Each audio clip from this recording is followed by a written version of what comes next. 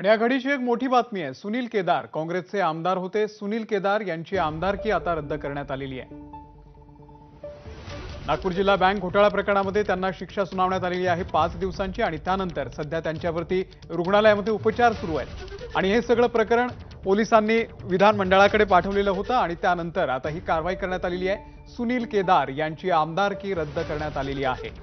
आपले प्रतिनिधी राहुल कुलकर्णी या संदर्भातले अपडेट देतील। राहुल, आपल्याकडे पीपल रिप्रेझेंटेशन ऍक्ट 90 आहे, त्याच्यामध्ये वेळोवेळी अमेंडमेंट झालेली आहे। अमेंडमेंट प्रमाणे 3 वर्षापेक्षा अधिकचा सश्रम कारावास जर एखाद्या लोकप्रतिनिधीला झाला असेल तर त्याचं त्या सभागृहातलं सदस्यत्व रद्द होतं। जसं मधल्या काळामध्ये गुजरातमधल्या उच्च न्यायालयानं आणि जिल्हा न्यायालयानं सुद्धा श्री राहुल गांधी यांना अवमान याचिकेप्रमाणे दोषी धरल्यानंतर त्यांची खासदारकी रद्द झाली होती आणि त्याच्यावरती देशभरात वावग म्हटली होती। आत्ताही सुनील केदार यांना होम ट्रेड शेअर्स घोटाळा प्रकरणी शिक्षा झालेली आहे।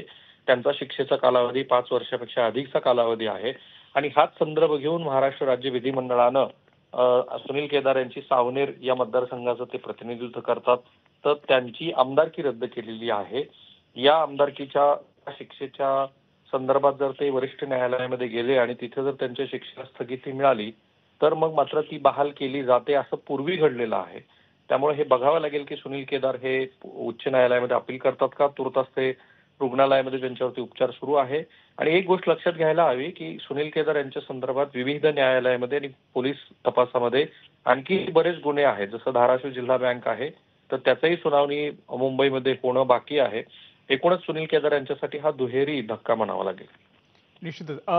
राहुल, आपल्या प्रेक्षकांसाठी हे सगळं प्रकरण काय होतं अगदी थोडक्यात सांगा।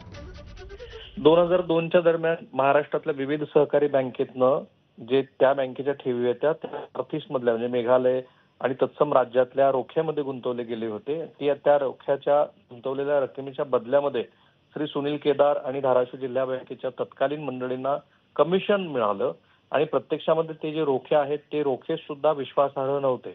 त्यामुळे ज्या वेळेला हे प्रकरण बाहेर आलं त्यात पहिल्यांदा धाराशिव जिल्हा बँक, मग नागपूर जिल्हा बँक, महाराष्ट्रातल्या 6 सहकारी बँका आणि बघता बघता हा होम ट्रेडचा घोटाळा हा जवळपास 10,000 कोटीच्या पुढे देशभरामध्ये गेलेला होता। त्यातलं हे पहिलंच कन्व्हिक्शन आहे।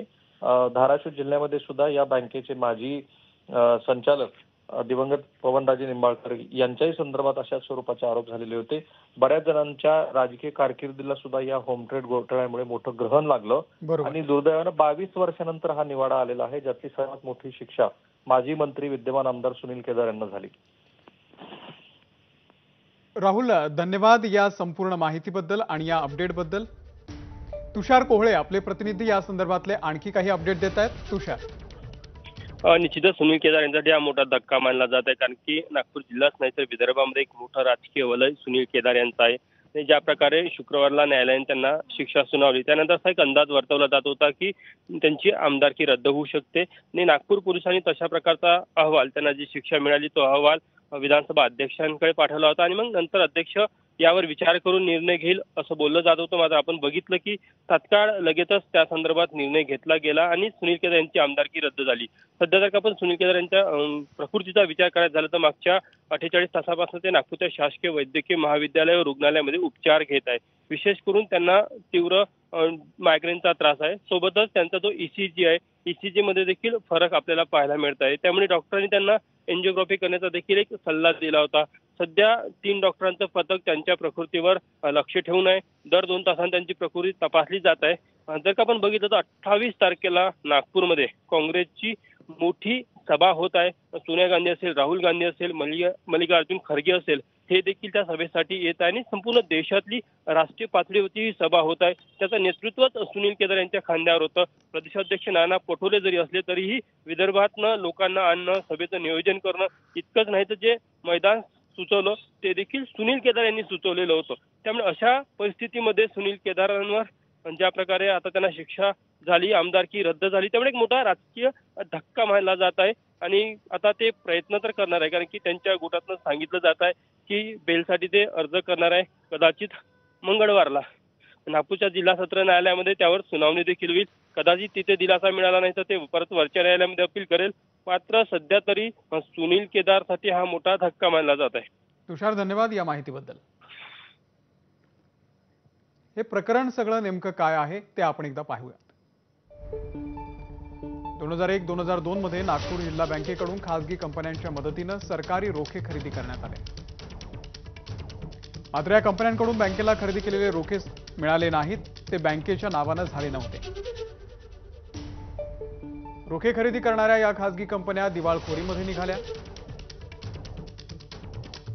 या कंपन्यांनी बँकेला कधीच सरकारी रोखेही दिले नाहीत आणि रक्कमही परत केली नाही. फौजदारी गुन्ह्याची नोंद होऊन या प्रकरणाचा तपास सीआयडीकडे देण्यात आला. तपास पूर्ण झाल्यावरती 22 नोव्हेंबर 2002 रोजी सीआयडीनं कोर्टामध्ये आरोपपत्र दाखल केलं. तेव्हापासून हा खटला विविध कारणांनी प्रलंबित होता. खटल्यामध्ये एकूण 11 पैकी 9 आरोपींवरती विविध कलमांच्या खाली गुन्हे दाखल करण्यात आलेले आहेत. आरोपींमध्ये बँकेचे तत्कालीन अध्यक्ष सुनील केदार यांच्यासह 9 जणांचाही समावेश आहे.